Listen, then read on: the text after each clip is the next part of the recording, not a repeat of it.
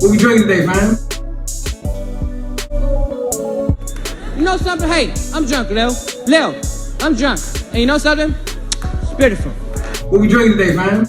I don't want to get into the particulars, but I know that a bottle of Cavatier and a lady would definitely be involved.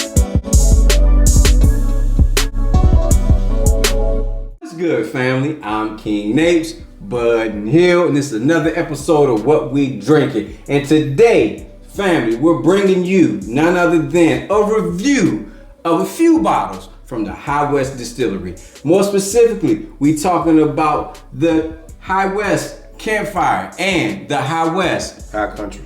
Limited release. So I'm gonna be honest with you, this was inspired by me, and the reason why I really wanted to do a review from High West because I really was such a fan of the Midwinters. Like I just thought the Midwinters was just an amazing bottle. It's like one of my it's just one of my favorites, right? It was almost top of my list. But I wanted to see how does their other bottles compare, not to the Midwinters, but just in general. You know, is there something within their High West Distillery that is affordable, that you can purchase, and it could be considered a daily sipper or just something you want to keep on your shelf? So we picked out two bottles for you all that we're going to review today to give you our take on it, right? So first up, we talking about the Highland, right? The High Country. It's the High Country. So Bud, let's talk to the fam, man. What's up with the High Country, man? It's a single malt, American single malt, excuse me. And it's normally distillery only, but it's a mash. It's a blend of 2 to 9 year American single malt whiskeys coming in at 44% alcohol or 88 proof. It's also finished like the Midwinters in port. It starts off in new and charred American oak, and then they finish portions of it in port. And it's all High West for the first time. Usually they blend other distilleries, distillates, right? Yep. Yeah. But this version is coming from all High West, its own distillate, aged at either, I think it's Park City, and they have another distillery, Warship. Okay. So this is a first for them, actually. Yeah, they normally source from MGP just like everybody else. But you said the three of the it's 100. malted barleys. Yeah, it's a peated, 100% peated from Scotland. Yeah, so 100% tri malt, 100% peated malt, and 100% base malt. All right. So all right, man. On the nose, It's fam. still blending. Yeah, it's still the Yeah. blend. I mean, it's a blend, as I said, between 2 and 9 year old single malts. Yeah. So on the nose, fellas, what we get, man? What we thinking about this on the nose? And what are we talking about price-wise for this bottle? Base price for this is like 70. 70 bucks? Everywhere I've seen it up to 78. Anywhere from 70 to 78 is where I've seen it. I've seen it on a couple shelves too, so I don't know if it's as limited as they trying to make it sound, right? Well, it was originally available at their distillery, right? Yeah. And then just at the end of 2021, nationwide release. Nice. Now I can tell you, on the nose, I'm loving for the High Country. I love it. Just had a floral note to it up front. I get a malty funkiness to it. So you're getting the funk? I get the malt. You get that malt? So I'm getting some floral notes. It's like nothing but malt. Almost like a. I can get a little bit of the port barrel, but not much. A little bit almost like a dandelion, like you know that I'm getting on that for that like a flowery dandelion note. Definitely getting a. What's that fruit, man? Is that you get like a fruit, almost like a. It's not an orange. It's not like this. It has no taste. It's like a fruit that has no taste, but it has like almost a.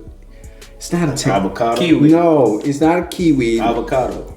No, it's not that. Passion fruit. No, that's a close one. But what's that? It's kind of like fruit. Honeydew melon. No, I've never had. Keep it during. No, but it's we try to help you. It's that fruit that's kind of mango. Yes, thank you. There's a because it's not on my palate. Yeah, you know how they say sometimes like dogs, like if you see the way they sniff, they almost eat with their nose, like it literally taste with their nose. I'm picturing that mango. It's like that flat. You know how it kind of had that flat taste to it, because it has that feel. You know that texture, that feel into it. I can see where you coming from. Yeah, it's leading me there, man. I'm telling you, it's crazy, man. But A lot of the hopefully a lot of the good stuff is hiding behind that funk of the malt. What's the proof on this? 44% alcohol, 80. not terrible. Hey, well, all right, well, family, you know how it go, man. Let's see what we get on the taste. So, family, hey, let's pour it up. Sorry about that.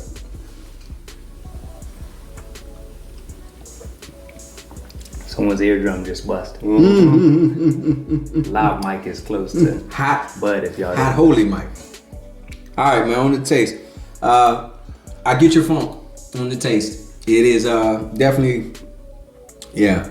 Tastes like almost like a Dickel a little bit to me, man. Like with the funkiness of it is very. I don't think I love it on that taste, that's man. the Scotch, right? I mean, we talked about that before with the Dickel. It kind of had more of a Scotch, or your Orphan Barrel. I think you're kind of going back to that, but The way they was. I get the dryness from the port kind of finish, or the wine. Almost like a raisin taste. Mouthfeel is minimal. Yeah, it's weak. It's you know that's what it is. It's weak. Question on that. It's weak. Name one American whiskey that has like a thick coat mouthfeel.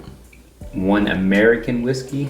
I mean, there's a few, but it just depends on what you're talking about, right? So Balcones is an American whiskey, and some of those are really high single barrel. Those get up there. Not all of them. There's some of them. But some of them don't. But Yeah, I'm I'm saying, just- that's man, one I could think but of that's right off the top. one thing Put I me on the noticed spot, about- but Yeah. I mean, you come for me every now and then. I'm coming for you. All right, okay. Well, we're gonna end that rivalry right there, man, and just No, I'm start just talking saying- about this juice. No, and I'm just saying that most American whiskeys are thinner to the mouthfeel. So Okay. that's what I was coming at. I like it. I But wasn't is trying that to. I wasn't trying to quiz you. But is that a good thing in this instance, I mean, it's, right? it's For this the high way country. that they do it. I mean, that's just the but way. it just depends, right? So we have one right here. Not thin on the mouthfeel. That's No, the- this is small batch. Yes. Uncut, unfiltered is definitely not thin on the mouthfeel. No, Right. no. But this has been filtered. You said it. I said, name me one. You said one. Okay, I did. Thank you. All right, when you come for him, you better come because he came with the guns. And I mean, American whiskey, bourbon is technically That's it, man. classified under American whiskey, but we'll keep it moving. It's got that a little bit. That you go back in it the second time, I get like when I first had it. I got like a taste of like a Michter's American whiskey finished in port. That's what I got. Another channel, I actually can't think of it off the top of my head, mentioned Michter's US 1 American. I don't get that because I like it, but he mentioned the vanilla. So I know what you're talking about. And he said he does, but he doesn't like American the US Yeah, one. and That was crazy. sorry, sir. You're wrong. That I can agree with you. But with this one, I don't know. I just a lot of spice, pepper notes, but it's weak. It's when I say that because you do get, it's in your middle palate, like a little bit of a spice, definitely a pepper note that to should be that. on your right up your alley, little sippy cup, like Yeah, but No? but got I the like joint with the flavor. two But I like a flavoring with that though, and I wonder if the feet it's is showing you flat. off. It's a flatness to it. Yeah, it's not. Yeah. It's not. It doesn't have a lot of kick to it. Yeah, that I'm not truly loving that much, man. So hey, It's starting to grow. hey man, The maybe proof is starting to. he's taking off the pull-ups. No, Nothing graduated. maybe it's No time more to, training. yeah, man. I'm gonna be a kid. Right. So listen. So That I was the think previous episode. Yeah, man. So again, Focus. giving this what I think just as a, and I can't help but to think about that midwinters. Nah, you can't. Can't compare it. High country, this price. I'm talking about $70. I would consider this to be a pass, man. But listen, I wouldn't do it again. I'm gonna save the bottle rating until we try the other one, see what we're talking about. So look, family, we're gonna go ahead, we're gonna cleanse our palates, we're gonna take a quick 50-second break, and when we get back, we're gonna go into this campfire, man. So we're gonna see. Yo, what's good, family? All right, we back and we talking campfire. So we talking about the campfire. Now here's something cool I do want to mention about the campfire. There's a little bit of a backstory to how campfire got its name. So one of the distillers went out and they stayed at the Brooklotic. They stayed at the Brooklotic bed and breakfast, right? And when they stayed at the Like, bread I and breakfast, emphasize you know what I that. mean? The brickladic, you know what I mean? So when they appreciate that. stayed at the bread and breakfast, right? But no ick. It's just Brook Lottie. Like we Lottie. He went over it. Excuse me, I apologize. Okay, so the brickladic, Yeah. okay? And so at this bed and breakfast, you know, while they were staying there, you know, they were getting food made for them. And one of the aromas that they smelled in the air was they were distilling this kind of like sweet mash type of aroma that was going through the air, but also with this peated aroma when they were making their food. And that really inspired them to try to make it in a drink, right? So they went back and they said, why not mix a sweet with a smoke, right? So they came up with this idea, which is called Campfire. And the main focus of this campfire is that you wanted to actually have this at a campfire. You wanted to be around a campfire, drinking on this. So the idea is that this is supposed to give you that sweet up front with that heat on the back end. So you're supposed to actually taste that marriage, that blend of the sugary with the smoke, right? So we're talking about a straight rye whiskey with a straight bourbon whiskey and a blended scotch, a malted blend. A blended malt scotch. I'm drinking way too much right now, but that's kind of interesting because you think that would come strictly from, you know, being a Scotland, you know, straight from there for them peated, but it's not. And I don't know if it is, but they didn't disclose what exactly they use for their peat. So if it's peat, it has to be imported, right? I mean, Yeah. and they're saying, so they're bringing it from Scotland. I don't know what they do after they import it or whatever, how that process goes. This is peat on the nose. Immediately. Yeah. Immediately. It's way more peat forward than the high country, high west, easily. But you get that floral note again, you get in the high country. You get the spice of the rye. If you search for it, it's in there. But I like you can't smell anything. Yeah, come on, Nose. What you getting, nope, man? I just got peat, but that's enough. Like, and that's the most dominant smell in there. It is.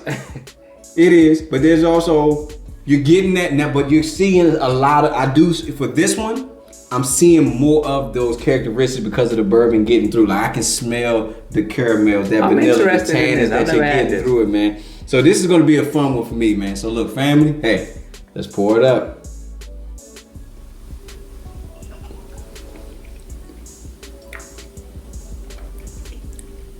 See, that's what I want when I'm drinking. This is what I want when I'm drinking. This is good. And I like the peat on it. The peat isn't too heavy. Exactly. It has that nice little, you get the peat at the end. You do. do. It's not right up front. You got a sweetness up front, right? You get that, the rye spice that just sit on the middle palate, but you get that sweetness that I'm getting from the bourbon immediately. There's a cinnamon note in there. What's the proof on this? Actually, I don't know. I'm gonna talk about it now. Proof on this one is, we're talking about 46% ABV. 92. Yeah, so I like this, man. Hey, listen, High West, y'all did y'all thing, man. Park City, Utah. I'm really slurring. This is this is damn good. I'm not even gonna lie. I'm actually pretty excited about this, man. This is really good. You melancholy over there, man? Is that what's going on? He looks a little disturbed about it. It's not bad. I'm not gonna throw a parade over it. I wouldn't do that, but I'm actually happy about this. I guess too because I like having tasted that to this. Drop some water in and see what you get. And we got the water over here. No, we just gonna keep it rocking. All right, cool. Keep rocking. No, it's not bad. I didn't get and I wonder if it's just what is blended bourbon, rye taken away. I'm expecting heavy. You be peat. Yeah. That's what you get it. So like, you disappointed. You feel like now you get it, right? You want your candy, down, right? It smells sweet. You want let down heavy on the nose, so you like, oh, where's it? That's all. It just kind of threw me a little bit, but it's definitely not bad. You get And a there's bourbon sweetness taste out to of it. it? Yeah, I do. I get a lot of the I get all three of them though. I get You get- the bourbon up front. I get the rye spice on the middle palate, and I get that Isla It's interesting. in the back. It's complex, to say the least. Yeah. Now I'm gonna drop the mash bill because we do have the mash bill for the straight rye as well as for the straight bourbon. You know, I just don't want to, spread it out on here, but we're gonna have it in the description below that gives you the details. Like I said, that blended malt scotch is undisclosed.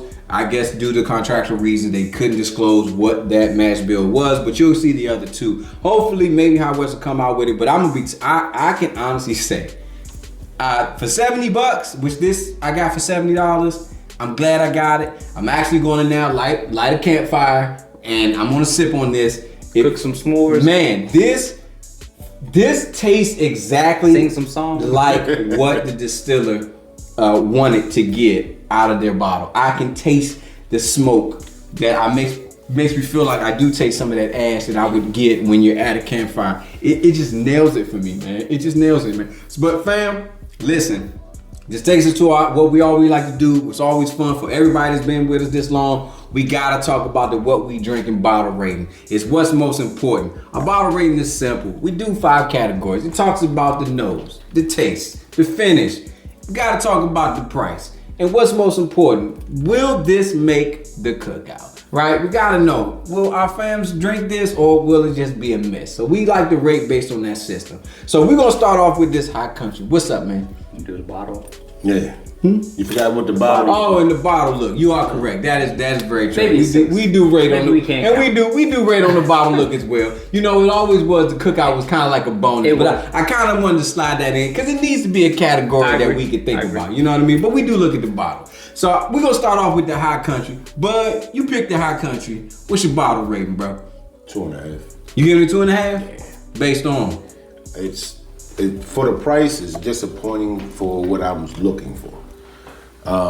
As it being a limited release too, I expected more of it to be Limited, wide release. right? Yeah. I mean, and they've done it for a couple years at the distillery, so they've had time to master what they were trying to do with this. And so that right there just came off a little unfinished. It's like a book report that was done the night before. It was. Didn't put the If it's time 2 to in. 9, it seems like it might be more on the young end Right. than the old. Well, and if they got a 9-year-old that they did like that, then I'd like to taste it. It may have more complexity, it may be more well balanced, more rounded. But as I said, this is a book report that they did last night. All right, 2.5 bottles. So, actually, you know what? It's staying in that vein. I'm gonna go ahead and just give it a solid. For me, this gonna get a nice 1.5 for me. 1.5 bottles for me. I just did not like this The bottle. lowest rated. Yeah, I just did not like this bottle. It is a I mean, but you got to complete it all, the look and everything. So yeah, that okay. goes over. Look wise, it looks just like a midwinter. So yes, but I weight heavily to the idea of taste, palate. The nose was good, right? But the finish was weak. The taste to me not great, and this to me would never make the cookout. Like I would never serve this to anyone at the cookout and expect to be invited back to the cookout, right? So yes, bottle wise. And on the nose, yes, I'm with it. MSRP, absolutely not for this price. For the juice, I feel I'm getting. So based on that, it's solid 1.5 bottles for me, man. I'll get to where you were or where you went, but I'll go in a different direction, All right? right. So this would make the cookout based off of proof and the nose and all that. This is like, I'll age myself real quick. Mad Dog 2020, like fortified wine, kind of mixed with cognac, whatever. But it's that, but that's about it. Like everything else, it just doesn't have anything that, if you're a real, aficionado and you're looking for something that's complex, it doesn't have that, the mouthfeel. Then you're talking about price. But yeah, Mad Dog 2020. You're a fan of Mad Dog 2020. You're good. But I won't totally kill it because I do like, there is some peak, coming Okay. through. on it. So we'll go two. Two bottles. Okay, all right, 2 bottles, man. Okay, so we see where this is flowing, and we see that maybe there could be some bias on the fact that you If bought it came the bottle. down in price, It'll be better.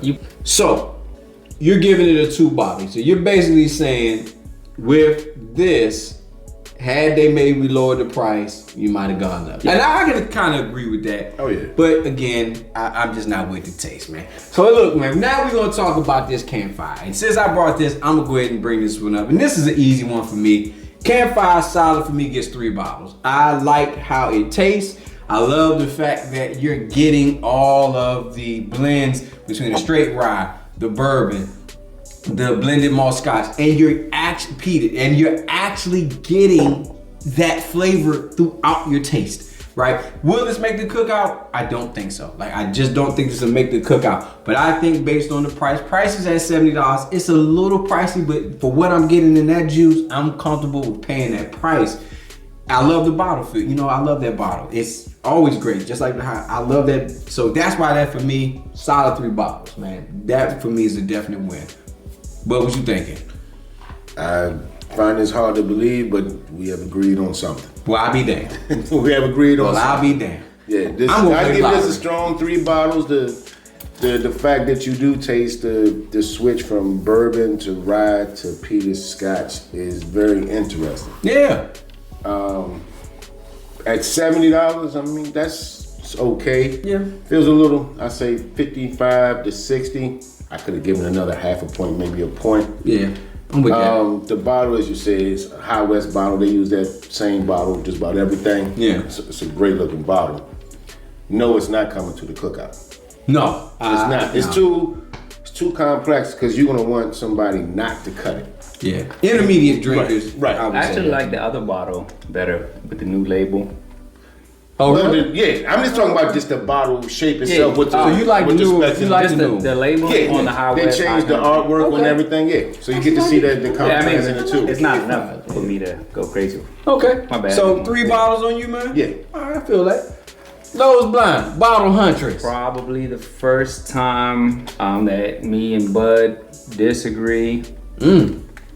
It's not bad, but for what you're talking about, and like I said, when I went in and I smelled it, I'm like, okay, if I am a fan of scotch, peated scotch, Okay. Smelled that I know what I'm gonna excited. get, right? But then when I went in, glass smells it's not that. So that being said, the label isn't as good as the High West High Country, but the juice is a little bit better than the High West High Country based off of the blends. They work better together. Neither is probably gonna make the cookout. They're both kind of high on our MSRP. I'm gonna give it 2.25. 2.25 bottles, man. Okay, all right. You being strict. You being strict with the Campfire. Simon man. Cowell over there. Yeah, Okay. you being strict with the Campfire, man. Okay, well, look, family.